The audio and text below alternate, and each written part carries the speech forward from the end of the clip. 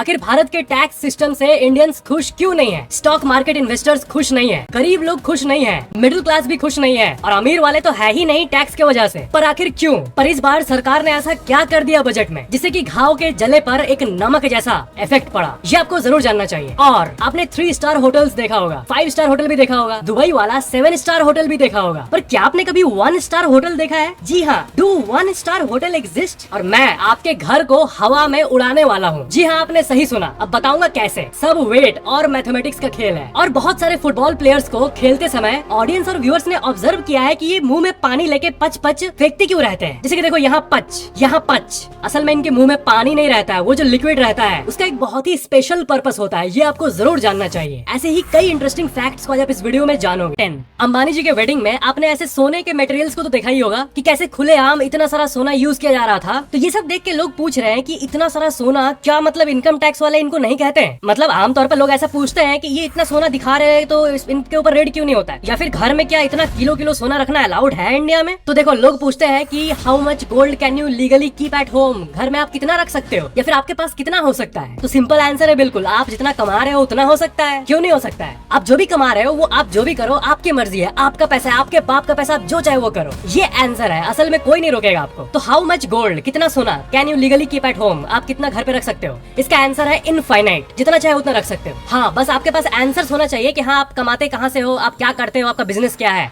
ये सब होना चाहिए। आप कोई कमा रहा है मान लो 50 लाख और इनकम टैक्स में शो कर रहा है 10 लाख, तो ऐसे में वो कम शो कर रहा है तो उसको फिर लाइफस्टाइल भी वैसे ही दिखाना होगा। लेकिन ये जो बड़े बड़े कंपनीज है, रिलायंस और बाकी सारे कंपनीज, इनका टैक्स ऑडिट एक अलग ही लेवल पे होता है। इन कंपनीज में थोड़ी सी भी गलती हो और थोड़ा सा लीक होगा तो फिर लोग छोड़ेंगे नहीं उनको। इसलिए जितने भी ये बड़े बड़े कंपनीज है जैसे कि रिलायंस, इनको बहुत अलर्ट रहना पड़ता है और ये लोग लीगली टैक्स देते हैं तभी अपना ऐसा लाइफस्टाइल शो करते हैं, नहीं तो शो नहीं कर पाते। फैक्ट नंबर 9, ये बहुत ही इंटरेस्टिंग फैक्ट है, आपको एक नया पर्सपेक्टिव मिल जाएगा। जब भी आप ट्रेन में सफर करते हो तो आप देखना खिड़की से बाहर, ठीक है? आपको बाहर बहुत सारे जमीन दिखेंगे, उस पे आपको घरें दिखती होंगी, खेत दिखता होगा, पहाड़ भी दिखता होगा, राइट? कभी आपके मन में ये आया है कि ये सब जमीन किसका होगा? तो पहली बात, जो घर वगैरह दिखता है उसमें से प्राइवेट प्रॉपर्टी होता है। अब जितना भी आप खेत देख रहे हो वो सब कोई ना कोई ओन करता होगा, राइट? जो भी आप सामने देखते हो ना, ट्रैक के पास जो खेत रहता है उसका कोई ना कोई मालिक होगा, वहीं पे कहीं रहता होगा। लेकिन फैक्ट ये है ना कि आप अगर 100 टुकड़े देखोगे खेतों का या फिर टोटल जमीन जितना भी देखते हो आप ट्रेन से, उसमें से 80% तो प्राइवेट प्रॉपर्टीज रहती है, लेकिन 20% ऐसी भी प्रॉपर्टीज होती है जो कि वैकेंट होती है, यानी गवर्नमेंट ओन्ड प्रॉपर्टीज, यानी land that no one owns. अगर आप सारे शहरों के लैंड सर्वेस को देखोगे तो आपको अभी भी बहुत सारे ऐसे जगहें मिल जाएंगी जिसको कोई ओन नहीं करता, और जिसको कोई ओन नहीं करता, जिसका कोई रिकॉर्ड है ही नहीं, बस पड़ा हुआ है, वैसी जमीन का मालिक ऑटोमेटिकली ही संविधान के अनुसार गवर्नमेंट का बन जाता है, पब्लिक प्रॉपर्टी बन जाता है। यानी ऐसी जगह जो सबके लिए है, जिसका मालिक हर कोई है, एक कॉमन प्रॉपर्टी। बड़े शहरों में तो 95% तक का पूरा एरिया प्राइवेटली ओन्ड है, कोई ना कोई ओन करता है, कोई ना कोई है मालिक, कहीं ना कहीं है मालिक। लेकिन छोटे शहर, गाँव जहाँ पे बहुत सारा खेत होता है, वहाँ पर अलग ही सीन है। वहाँ पर 20% तक वेकेंट लैंड होता है और बाकी 80 प्राइवेटली ओन्ड होता है। यानी हाँ, land that no one owns exists. Fact number 8, Coca Cola ये जो कंपनी है ये बहुत बड़ी कंपनी है, सबको पता है। आपको पता है इसकी मार्केटिंग टीम जो शुरू से रही है वो बहुत ही गजब रही है। ये कंपनी 100 साल से भी ज्यादा पुरानी है और सबसे बड़ी बात, अपना सीक्रेट,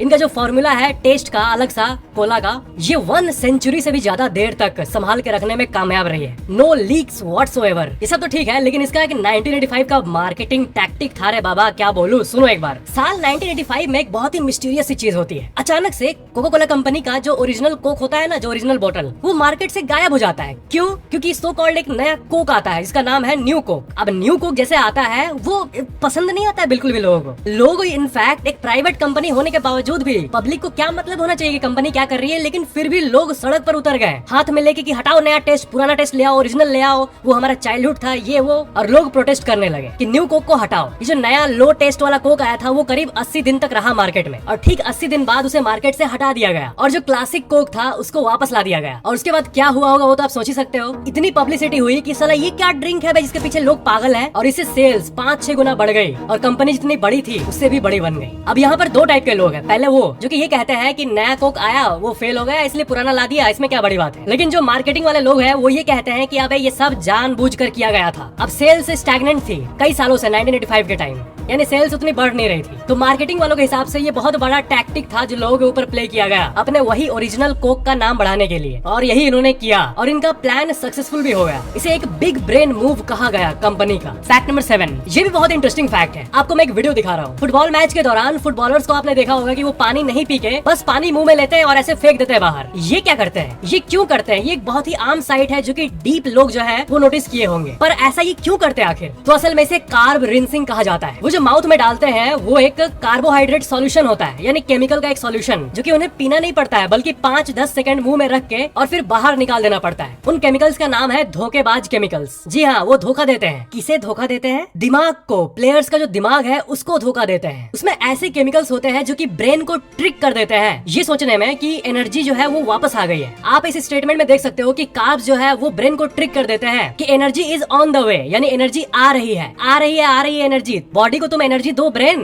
तब तक कुछ ना कुछ आ रहा है, ऐसा एक इल्यूजन क्रिएट कर देती है। अब खेलते समय तो खाना खा के पचा के एनर्जी पाना इतना तो हो नहीं सकता, डाइजेशन में तो टाइम लगता है। तो ये कार्ब रिंसिंग के तरीके से एक नकली इन्वायरमेंट बन जाता है शरीर के अंदर और ब्रेन को लगता है कि खाना आने वाला है। तो जैसे फुटबॉलर ऐसे 5-10 सेकंड मुंह में रख के बाहर फेंकता है पानी नहीं, इस केमिकल सॉल्यूशन को, उसके बाद उन्हें एक रश ऑफ एनर्जी फील होता है बॉडी में, बिल्कुल उसी तरह का एनर्जी जो कि आपको तब फील होता है जब आपने बहुत देर से कुछ खाया ना हो और जब अचानक से खा लिया हो, तब उसके बाद जो फील होता है कि हाँ पेट भर गया मेरा। वही फीलिंग 5-10 सेकंड मुंह में इस लिक्विड को रख के लिया जा सकता है और इसे ही कार्ब रिंसिंग कहा जाता है। कार्ब रिंसिंग इतना फैसिनेटिंग इसलिए है क्योंकि ये बहुत ही गजब तरह से काम करता है। जैसे ही मुंह में जाता है, ब्रेन कहता है एनर्जी को डबल करो, फिर पेट कहता है कि लेकिन सर खाना तो कुछ आया ही नहीं, तो क्या डबल करेंगे एनर्जी? फिर ब्रेन कहता है कि नहीं कर, मैं बोल रहा हूँ ना कर। फिर पूरे बॉडी को ब्रेन का ही बात मानना पड़ता है क्योंकि ब्रेन से ही तो सब कुछ आता है, और इसलिए इसका जो लिक्विड आता है उसका प्राइस भी बहुत हाई है। जो लिक्विड आता है कार्ब रिंसिंग का वो करीब, आप यकीन नहीं करोगे, 20,000 रूपए पर लीटर इसका एवरेज प्राइस होता है। अब 20,000 रूपए पर लीटर का कोई लिक्विड है तो उसमें तो बहुत बड़ा ही साइंस होगा, और ये काफी अमेजिंग है और कई डेकेड से एथलीट्स इसको यूज करते आ रहे हैं। फैक्ट नंबर 6, आपने बचपन में उन गुब्बारों को जरूर देखा होगा जो कि हवा में उड़ते हैं और ऐसा लगता है कि ग्रेविटी उन पे काम ही नहीं कर रहा है। याद है आपको बचपन का वो हीलियम वाला बैलून? नॉर्मल बैलून्स तो नीचे गिर जाते हैं लेकिन हीलियम बैलून्स ऊपर उड़ते हैं। तो एक सवाल है कि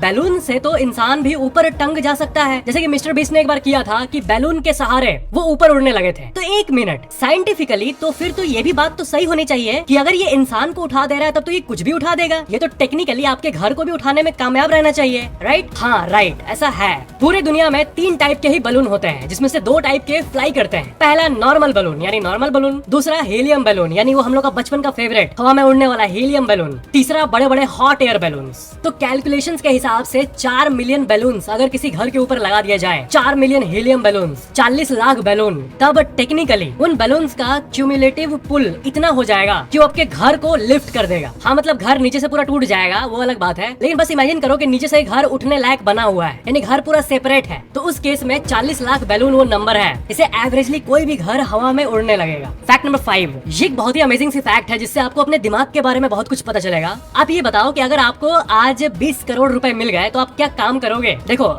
ऐसे तो लोग बोलते हैं कि नहीं मैं करूंगा, या जो भी बोलते हैं, लेकिन एक्चुअल में सबके मन में यही रहता है कि अगर मैं मान लो 10 करोड़ का अगर लॉटरी जीत गया ना तो फिर तो लाइफ इजी हो जाएगी, राइट? फिर 20 करोड़ से जो इंटरेस्ट मिलेगा बैंक से, जो कि आता है करीब 12 लाख महीने बैठे बैठे, तो फिर कोई काम भला क्यों करेगा? लेकिन फिर भी आप जितने भी बिलियनियर्स को देखना, चाहे वो वॉरेन बफेट क्यों ना हो, बिल गेट्स क्यों ना हो, या फिर कोई भी क्यों ना हो, जितने भी मेगा रिच लोग हैं वो अभी भी अपना काम कर रहे हैं, वो काम को नहीं रोके हैं, कुछ ना कुछ कर ही रहे हैं। अब एलॉन मस्क के पास अगर 150-200 बिलियन डॉलर्स है, फिर भी वो और एक्सपैंड कर रहे हैं और जमीन एक्वायर कर रहे हैं। ऐसा नहीं कि वो शांत बैठ गए हो। तो एक्चुअली आप कितना भी बोल लो, दिमाग कभी भी सेटिस्फाइड नहीं होने वाला, और इंसान का बेसिक नेचर ऐसा है ही नहीं कि वो एक जगह बैठे रहे। And that is the answer to the question कि why do the mega rich, जो सुपर अमीर लोग होते हैं, उनके पास बिलियंस ऑफ डॉलर्स होने के बाद भी ऐसा क्यों सुनने में आता है कि उन्होंने फिर अपना कोई नया प्रोजेक्ट लॉन्च किया और फिर 1 महीने बाद आता है फिर नया प्रोजेक्ट लॉन्च किया? तो इसका आंसर है ह्यूमन नेचर या फिर ह्यूमन साइकोलॉजी। यानी एक रियलिस्टिक सा टाइमलाइन बताता हूँ। मान लो आपने 20 करोड़ का लॉटरी जीत लिया, आपको लगेगा कि आप तो लाइफ में ऐश है, आप बैठूंगा मस्त एंजॉय करूंगा। फिर क्या होगा पता है?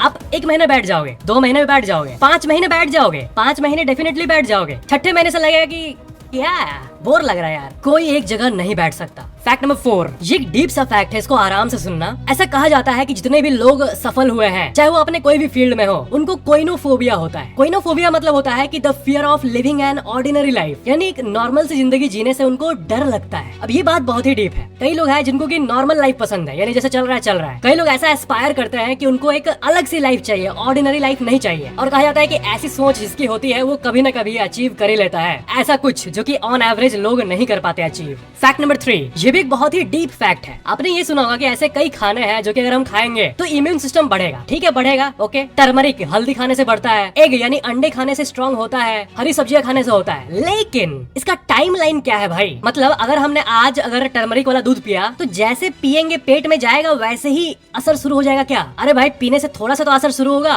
है ना? इसका टाइमलाइन क्या है? क्या जब फायदे वाली चीज खाई जाती है तो इम्यून सिस्टम इमीडिएटली बढ़ जाता है या फिर टाइम लगता है? और लगता है तो कितना टाइम लगता है? तो इसका आंसर है 2 to 3 वीक्स। जी हाँ, जब भी कोई आप अच्छा खाना खाते हो जो कि आपका इम्यून सिस्टम बढ़ाएगा तो उसका जो न्यूट्रिएंट्स होता है वो एब्जॉर्ब होता है बॉडी में। मान लो आज से आपने हेल्दी खाना शुरू किया, कुछ बहुत लोग हैं जो प्रोटीन लेना शुरू करते हैं स्ट्रॉन्ग बॉडी के लिए, या फिर अंडे खाना शुरू करते हैं, या फिर हेल्दी साग सब्जियां खाते हैं, तो थोड़ा थोड़ा डेली का एब्जॉर्प्शन 2 से 3 हफ्ते बाद बॉडी में एब्जॉर्ब हो जाता है, तुरंत नहीं होता है। यानी ये टाइमलाइन 2 से 3 हफ्ते का है, तब जाके आप कह सकते हो कि हाँ मैंने इतना हेल्दी खाया तो मेरा इम्यून सिस्टम बढ़ गया फाइनली। अब जैसे हम लोग लंबाई को मीटर किलोमीटर में मापते हैं, वजन को वेट में मापते हैं, वैसे डायरेक्टली इम्यून सिस्टम को मापने का कोई यूनिट तो नहीं होता है साइंटिफिकली स्पीकिंग, लेकिन white blood cell count, T cell का टेस्ट, बॉडी के इन सब टेस्ट से पता चल जाता है कि इम्यून सिस्टम का क्या हाल है। तो इसमें जो चेंजेस होते हैं वो आने में हफ्ते तो लग ही जाते हैं। यानी हाँ, कुछ आप खाते हो तो इमीडिएटली कुछ भी नहीं होता है, बट वक्त के साथ हो सकता है। That means it's a very slow and boring process. Fact number 2, आपने 3 स्टार होटल सुना होगा, 5 स्टार होटल भी सुना होगा, 7 स्टार भी सुना होगा जो कि दुबई में होते हैं, पर क्या आपने कभी 1 स्टार होटल सुना है? सवाल ये है कि क्या 1 स्टार होटल होते हैं? तो जी हाँ, होते हैं। They do exist. ऐसे बहुत सारे होटल्स हैं जो कि बेसिक एकोमोडेशंस ऑफर करते हैं, जैसे कि बस एक सोने के लिए बेड, एक नॉर्मल सा बाथरूम, लाइट, पंखा, बस। अल्ट्रा बजट फ्रेंडली होटल्स, और इन्हें ही 1 स्टार होटल कहा जाता है। तो बहुत लोगों को पता नहीं था कि 1 स्टार होटल्स भी एग्जिस्ट करते हैं। चलो अब तो आप अवेयर हो ही गए हो। वैसे 1 स्टार होटल्स को खराब होटल मत मानना। 1 स्टार है इसका मतलब ये नहीं कह रहे 1 स्टार है, क्या फालतू होगा। असल में बजट होटल्स होते हैं वो। फैक्ट नंबर 1, बजट में इस बार निर्मला ताई ने सबको रुला दिया। ऐसा क्यों कहा जा रहा है? मिडिल क्लास व्यक्ति परेशान है, स्टॉक मार्केट इन्वेस्टर्स परेशान है, अमीर लोग भी परेशान है और गरीब लोग भी परेशान है। ऐसा क्यों कहा जा रहा है? सबसे बड़ी चेंज ये है कि long term capital gain taxes को बढ़ाया गया। जो पहले 10% था उसको 12.5% किया गया। यानी सिंपल देसी भाषा में मतलब ये है कि अगर आप मान लो कोई प्रॉपर्टी बेच रहे हो, या सोना बेच रहे हो, या कोई फ्लैट बेच रहे हो, कोई घर बेच रहे हो, कोई दुकान बेच रहे हो, या फिर स्टॉक मार्केट में स्टॉक से अर्निंग कर रहे हो, स्टॉक्स को होल्ड करके जो बेचते हो बाद में, तो जो मुनाफा होता है उस पे टैक्स 2.5% बढ़ाया गया। और शॉर्ट टर्म कैपिटल गेन यानी 1 साल के अंदर अंदर आपने कुछ कमाया ट्रेड करके, तो उस पे तो 5% टैक्स बढ़ा दिया गया है, 15 से 20। और अक्सर आपने लोगों को ये कहते हुए सुना होगा कि जो ये बड़े बड़े मंत्री जो कहते हैं कि इंडिया में जो कैपिटल गेन टैक्स है वो अभी भी एवरेज से कम ही है, यानी जो ग्लोबल एवरेज है उससे कम ही है। लेकिन अक्सर आपने लोगों को ये कहते हुए सुना होगा कि इंडिया में टैक्सेशन होगा at global par, tax of Europe और फैसिलिटीज ऑफ अफ्रीका। वैसे इंडिया अभी फाइनेंशियली ग्लोबल जितने भी मार्केट्स हैं उनसे बेटर परफॉर्म कर रहा है। लेकिन ये एक ऐसा बजट था जिसमें लोअर क्लास भी खुश नहीं है, मिडिल क्लास भी खुश नहीं है, और अमीर लोग तो खुश है ही नहीं टैक्सेस के चलते। म्यूचुअल फंड इन्वेस्टर्स थोड़े से दुखी हो गए। स्टॉक मार्केट में जो लोग शॉर्ट टर्म इक्विटी ट्रेडिंग करते थे वो भी दुखी हो गए। जो लोग स्टॉक मार्केट में ऑप्शन ट्रेडिंग करते हैं वो लोग भी दुखी हो गए। जिनके पास प्रॉपर्टी था, जमीन था गांव का वगैरह वगैरह, वो लोग भी दुखी हो गए। और जिनके पास पैसा नहीं है, जिनको टैक्स से मतलब नहीं है, वो तो ऑलरेडी दुखी है। तो खुश कौन है पता नहीं। हाँ, मुझे पता है कि बिना टैक्स से दुनिया नहीं चलती है, ना कभी चलेगी। टैक्स ऑफ कोर्स होना चाहिए, लेकिन अब कुछ ज्यादा ही हो रहा है मेरे ख्याल से। तो ये थे आज के फैक्ट्स। वीडियो को लाइक जरूर करना और